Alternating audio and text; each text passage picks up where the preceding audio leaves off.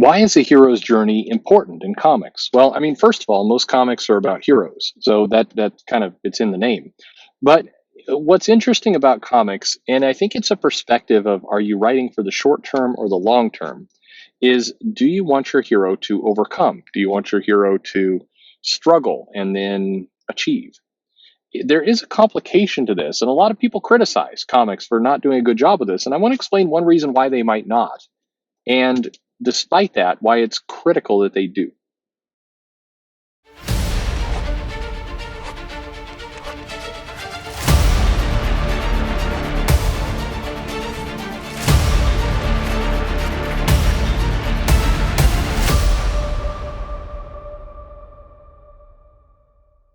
Hey, everybody, this is Perch. The hero's journey. So, what is that? And that's the idea that to write a compelling character, to write something that readers and audiences can get behind, the hero must have a struggle. The heroes must have a quest. It was the nature of kind of the Odyssey. And if you're really literary minded and you've read a lot of James Joyce, there's aspects of the hero's journey that exist there as well.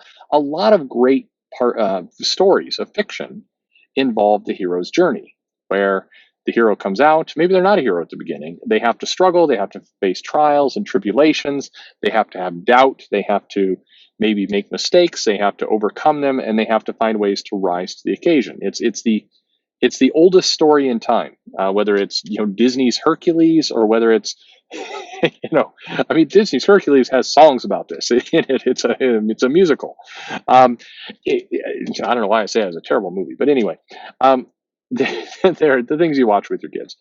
Um, the hero's journey is inherent to comics, and it's one reason why in some cases Marvel and in some part of this is Stanley as a hype man would credit his success with Marvel because he believed that he always put his heroes through the hero's journey, that they were not perfect characters, that the Spider-Man would struggle, that he was poor, he had the Parker luck, he would make bad decisions and he'd be tortured about them. He'd give up being Spider-Man, and then somebody would die on his watch, and it would torment him, and he would have to overcome. And there's this classic, the Steve Ditko, where Spider-Man's kind of, even though he may die, as the weight of the world is literally on his shoulders, he's going to lift that building, lift those bricks, not concrete, lift that ground, whatever. He's going to save the day, despite the fact that it will cost him his life. That he's prepared to make the ultimate sacrifice, and he's going in there not as a dope, but grimly accepting his fate, but knowing that this is what he must do. These are the core attributes of characters that make heroes what they are. And if you think back on your favorite stories, most of them probably have this arc to them. They have this nature of a battle, a journey to the soul of the character that makes them what they are. Now, in recent times, many have pointed out or complained or critiqued comics for losing the hero's journey. Now, what does that mean? How can you lose the hero's journey?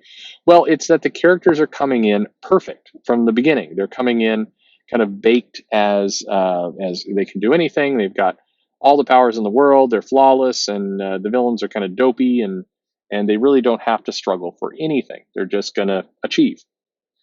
And there's what some call it bad writing, and in many cases it is bad writing. That you're going to write this perfect character. I'm avoiding using the word Mary Sue because I think it's played out, and you see it with male and female characters.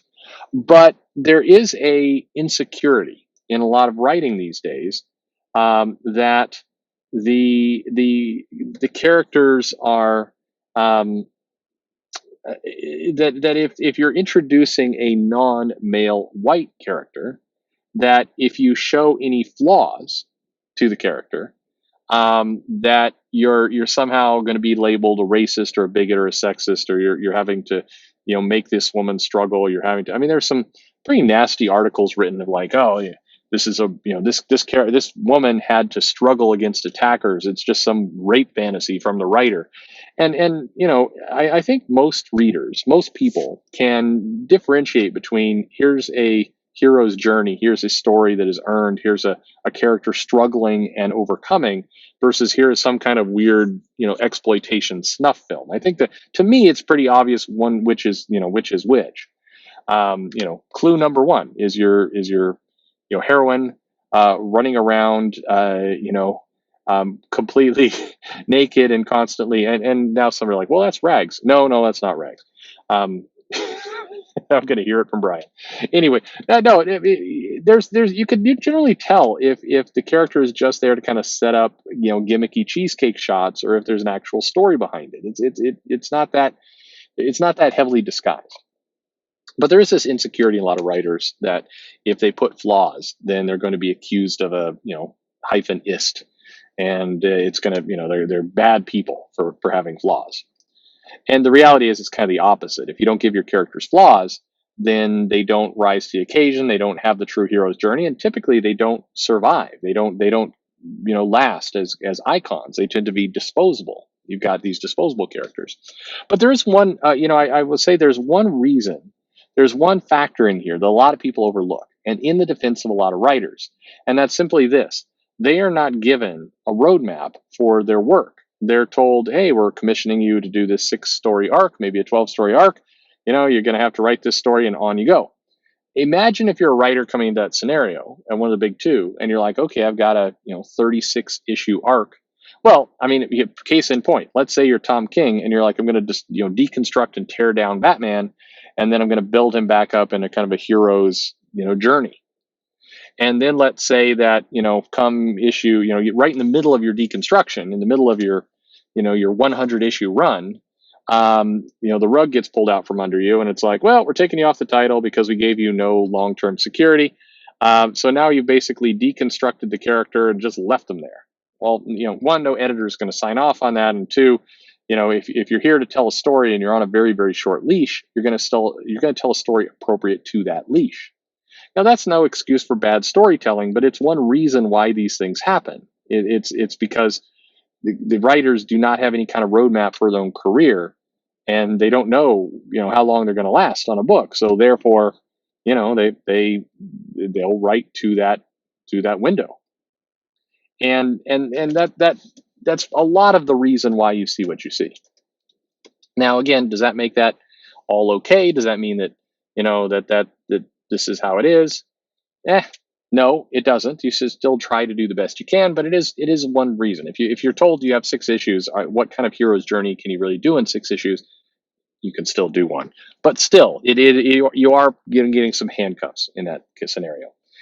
I think that in general with comics, and this is where everything in comics gets so convoluted with 800 different, people attacking and yelling about this or that. But the reality is, almost everyone enjoys a story where the character comes in, is not perfect from the very beginning, that they do have to achieve, they do have to grow, they do have to get better, they have struggles, and their struggles are meaningful, not just like, oh, I fought this supervillain, but they got the better of me. Boy, I needed a pep talk, and my friend gave me a pep talk, and now I'm going to go out there and try again, and I won this time. Yay! That's not the hero's journey. The hero's journey is the character goes out, and maybe they're overconfident and they make a mistake and it costs somebody, and they have to deal with that guilt, and they have to overcome, and they go at the villain, but they're doubting themselves, and so they fail again, and now they've lost the confidence of those around them. It's their lowest point. They have to rebuild themselves up, and they somehow find a way to dig deep, find that sense of self, and they go at things, and they wind up making a new friendship or a new bond that's going to help them overcome, because they can't do it all themselves. They have to rely on others. I mean, just again, it sounds so cliche, and yet comics have largely abandoned that storytelling. And some of that is maybe the quality of writers that are coming in. Some of it's the leash that these writers are given, where they're not given any kind of longevity to their projects. And maybe some of it's just that some of these writers should not be writing heroes. I mean, lots of reasons. You do have to probably have some sense of what a hero is that resonates inside of yourself if you're going to actually write a hero. If you're put it this way, if you're a shoplifter, then writing about the importance of doing the right thing maybe is not, you're not going to write true to yourself. But what do I know? Anyway, what do you think? Is a hero's journey important? Have we lost it? What are other reasons why you think it may be here and I'm missing it, or it may not be here? And are people too hard on writers that are kind of hamstrung a little bit by what they can and can't do in a comic. Let me know that too. Leave a comment below, like, subscribe, introduce to a friend if you don't mind. Always appreciate that. Follow me on Twitter. Ask me any questions you like. I'm always happy to make videos of them and answer anything you might have. And most importantly, thanks for listening.